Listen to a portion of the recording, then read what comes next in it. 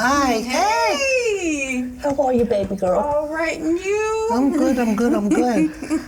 Oh, wow. All right, and you? It's been Good years. seeing you, yes. What's this you have here? That is my chemo doll that one of my nieces gave me. She's bald, just like I was, and beautiful. Yes. I didn't know they had a chemo Barbie. They got all kinds.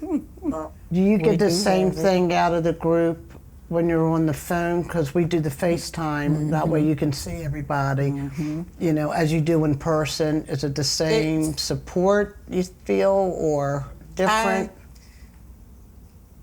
Sometimes, you know, it's just different. Sometimes, all the time, I wish I was there because I'm missing out on snacks and this, that, and the other. And we do have some good snacks. And I'm like, oh man, I done missed out. I got diagnosed with fallopian tube cancer in 2020, and bills just started piling up, and I went back to work because I needed my insurance just to get through. And I was like, I'm not feeling good again. And ended up going to the doctor, and she told me it came right back. And that was 8 months after I just finished chemo. And it came right back because everybody said, well, you shouldn't have went back to work. I was like, that's easy said than done. I was like, I got bills. I gotta keep my apartment that I had. I had a car payment. You know, I had bills, so I went back to work. I'm tired. It's been that I couldn't even enjoy my summer. I worked for 4 years, being on my feet for 10 hours a day. There was no accommodations. You cannot sit. That's a stand-up job all day. When I found out about the bleed, you know, I didn't even want to go to the doctor. I waited and I waited and I waited. So I went to the urgent care.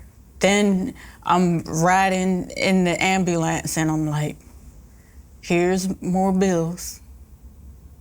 Once I started seeing my doctor, she said, you have to apply for Social Security disability because you cannot work.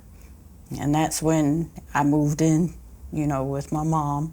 Then we ended up getting this place. How'd you guys find this place? Because I guess, you know, I remember when you were on disability, disability's not 100% of what you were making. It's 60% at best. So you've lost 40% of your income. Right. And your bills are probably going up 50%.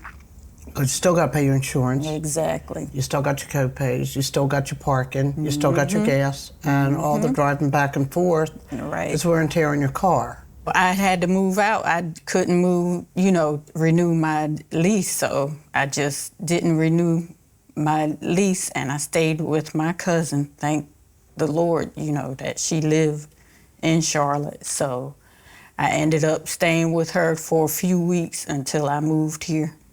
I mean, I've known people that have slept in their cars because it's either that or go to the doctors. They can't afford to go to the doctors and have a place to sleep.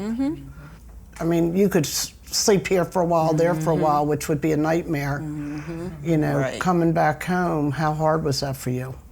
I was so used to having my own. You've had independence. And then having to live with my mom again, I'm like, oh my gosh.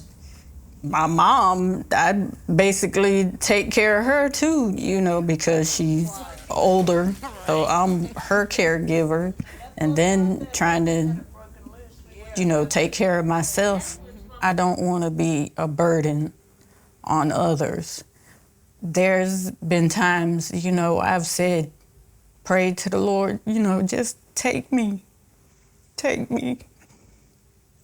So, you know, I'm not a burden. I'm not having bills on my family, you know, so I'd rather not be here, you know, and that's a constant struggle with me every day. You know, I don't want my family to have to, you know, deal with all of this. So I'd rather be gone.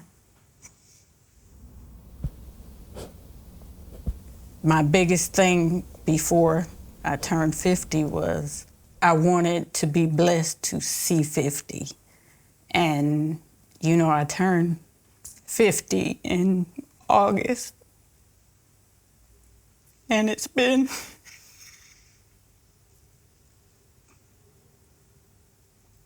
you know, I'm just thankful to be here.